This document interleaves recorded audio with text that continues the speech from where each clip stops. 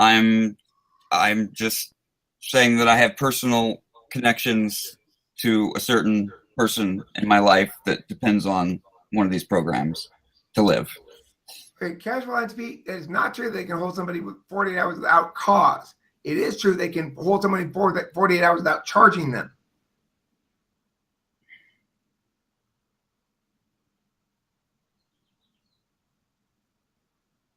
What now?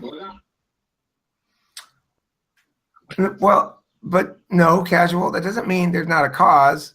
It means they have to have probable cause to arrest you in the first place for false arrest. Yeah. Probable cause to arrest is not proof beyond a reasonable doubt, so the prosecutor may choose not to prosecute a case, but there's obviously a on hold period. You're right. Unfortunately, the thing is, what we'll note is that when they're thinking about putting me on trial for rape, then the cops don't get to rape somebody during that process because they're just Angry. used to the idea of what the crime is or something. Or right? They don't need to rape somebody themselves to prove that I'm guilty of rape. Why do they need to hold my marijuana themselves to prove that I'm guilty of holding marijuana?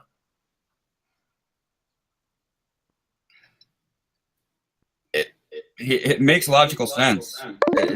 Evidence of what, casual? That I was holding marijuana? I have evidence the cop was holding marijuana too. If he isn't committing a crime while holding the marijuana. One step at a time. You want to make arguments rather than let the arguments make themselves right.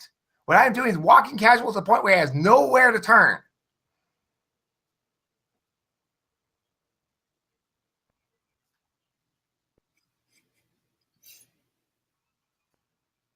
Well, the point is, casual, if I say I didn't have any drugs, then I'd be lying. But they'd be lying too if they said they didn't have any drugs. So if it's a crime for me to have drugs, why isn't it a crime for them to have drugs? He's got you, man. And my point about the rape is critically important, casual. That's why it's important we define crime properly. Because when we define crime properly, these kind of contradictions don't occur. The cops don't go, oh, well, I'm just raping this girl because he's on trial for rape. So it's a holding time. So it doesn't matter. I get to do this. They don't do that. There's a reason why. Because that's a natural crime, a real crime. It's a violation of a person's bodily integrity. And as a consequence, nobody thinks the cops should be able to do it while somebody's on trial for it. In fact, where does corruption come from? Let me finish this one thought, and I'll let you have the floor, Josh. But where does corruption come from? It comes from the fact that laws that are not actually responsive to violations of rights allow cops to use discretion, no problem. So if the cop wants to let me go out of Oklahoma with a little bit of trouble, no problem, because it's all of his discretion. If he chooses to make it a big trouble for me, no problem. It's all of his discretion. Why? Because if the cop goes to arrest a murderer and the murderer is really nice, has good FE, the cop doesn't go, oh, you know what? You can just leave then. Why not? Well, because the person who got murdered, that person's family is going to complain about it with good cause. Now, who fuck complains when the cop does the evil thing of being nice to me and letting me go with his discretion? Is it evil? Yeah, it's called corruption. It's called the rule of law being violated by the fact that cops now can choose to execute their whim rather than actually enforcing real crimes. Why can they execute their whim? Because nobody's going to complain if you let somebody go when they didn't actually commit a crime. That's how we know it's not a crime. In fact, it works the exact opposite way. They're stealing our property. They're committing a crime against us. They're stealing our property for no good reason.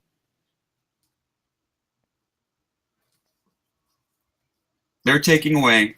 So, casual, are you trying to define the word have such that if a cop is holding something, it doesn't count as having it if he's on duty and is in the process of arresting somebody?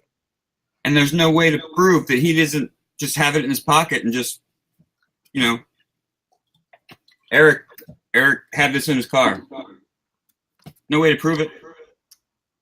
It's, like he said, total discretion. Okay, if the thing is property of the arrested person and they're going to give it back to him, you're right.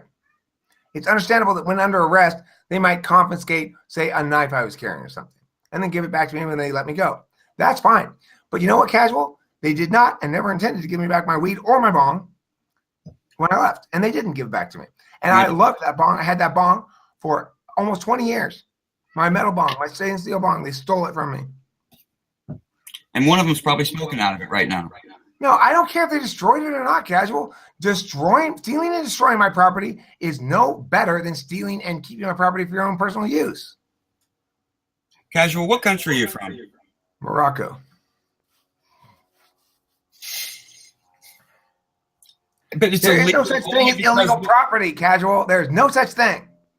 they've arbitrarily made it illegal. Let me send the rights article. God damn, everybody needs to read this fucking article. I'm gonna read the goddamn cards is what I'm gonna do. I'm gonna do a little flow debate on you right now, Casual. You deserve it. You asked for this flow debate attack. Here we go. Sorry I wasn't more helpful. I've been up for a day and a half. No, you're just fine, Josh. I just remember. I have these arguments constantly, Josh. I have these arguments constantly. So I think it's great. I love it. I love it.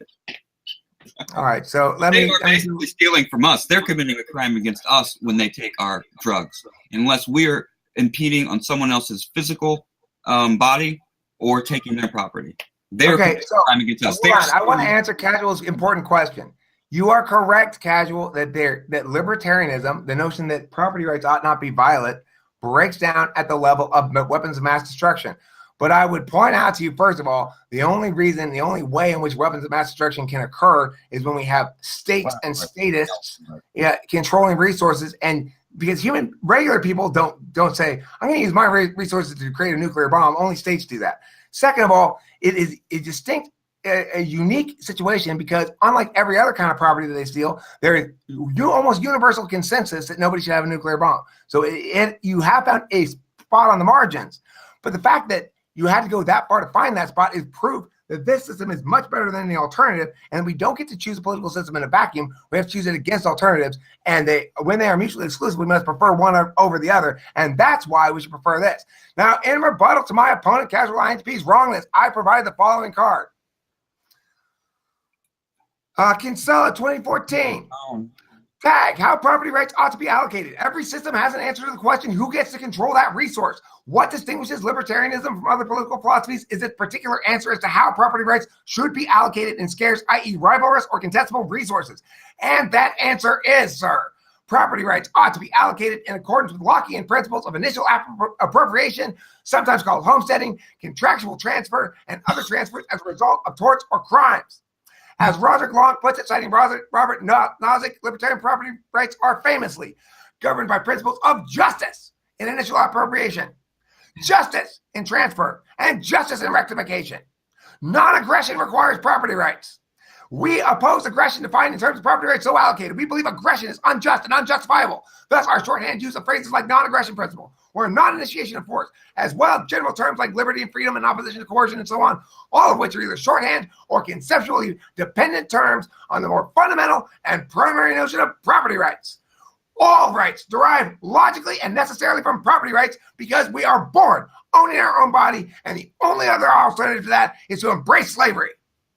And the only thing we truly own is our own body. And the idea that they can tell us, Josh, that's bullshit. We begin owning our own body. We acquire property and we do own it. I put that wrong. The only thing that we have we don't even have true ownership of our body because they can take us and put us wherever they want.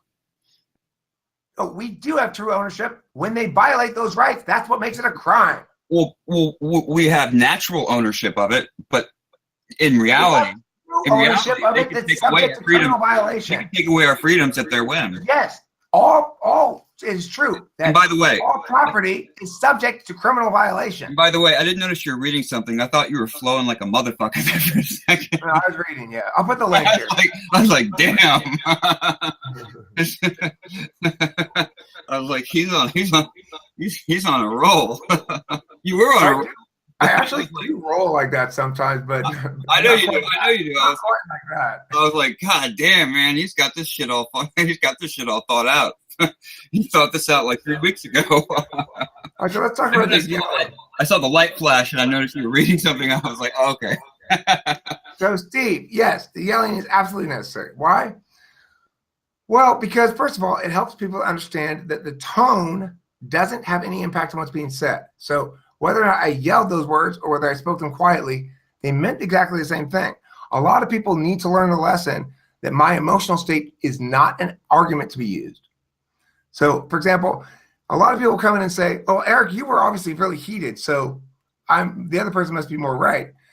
That's why I yell a lot, in part because I want them to make that mistake so they can learn from it. My emotional state's irrelevant. Well, also, I think you're just passionate about what you believe. Okay, you say it's unnecessary, but why are we judging this on necessity, first of all? Why am I only permitted to do things that are necessary? Why is it only good to do things that are necessary? And why is it better to do things that are necessary than things that are unnecessary? You're going to have to address those questions before necessity becomes relevant. I kind of found it hard to raise my voice, but I wish I had that. I wish I had that ability. Why do you say I'm inefficient? How else am I going to get you to have this conversation with me, where you understand that focusing on my tone makes you wrong? Yeah, it's inefficient, not inefficient. I don't mean. I wasn't trying to correct your diction there, Steve. I was just pointing out that it just bothers me. It's one of my things. Efficiency. When you say something I'm doing is inefficient, it assumes you know the purpose for which I'm doing it. Now, I'm partially yelling, mostly just because I got worked up. Just like when I get a boner, it's not because I've decided to get a boner. It's just because somebody's made me get a boner. You know, the worst ones are the ones that wake you up in the fucking morning. You can't go back to sleep because you got to pee. That's fucking worse. When you really, really, really don't want to get up. Cold morning wood, my friend. It's a natural phenomenon. Well, I'm talking about the early before daylight hours wood that comes from having to pee. And you're so fucking tired, and you're just like, I just want to piss in my pants. I don't want to. The older you get morning wood, you get middle of the night wood as well, and then probably eventually when you get old enough, you get every 2 hours wood. As you have to. Well, I'm 38 now. I'm starting to get little drip drips. Maybe a little early, but. So anyway, I don't know. The thing is, Steve, you're right in one sense that perhaps yelling is not the most outcome-oriented way for all manner of thing. But the reason I react badly to it is because to me it represents a decision to focus on irrelevancies, and to me that undermines the purpose of the discourse. It's like if you're talking about my emotional state, you're not responding to what I'm saying. Okay, but see, right now you're not responding to what I'm saying. You want to blame my emotional state for your failure to listen and hear the words I said. But that's not my fault. That's your fault. Okay, but what are you pointing out? You're pointing out the yelling. You're not addressing anything I said, right? But okay, so in other words, you're choosing to focus on the yelling to the exception of what, though? What else one might focus on if hearing this? Like I just said a bunch of words. What's the other thing that you could focus on instead of the volume level? Okay. So that's fair then. If you agree with everything I said, and you're just pointing out that if I presented it differently, it might be more effective, that's fair. But I mean, the thing is, it's natural to infer that you then are saying that you found it less effective. If you're not saying you found it less effective, you're just saying other people will. Well, my response to that is, why don't you let other people worry about what they find?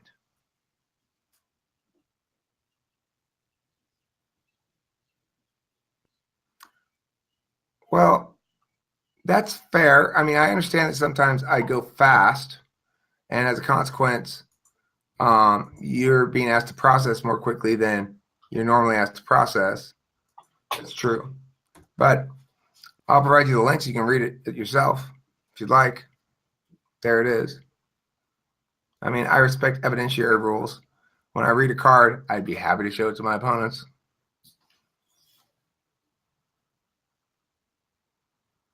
Okay, so that's the thing. It's you don't want to hear something you agree with in a manner that bothers you. So that's the problem, right? You're again focusing on the wrong thing. What do the words say? The argument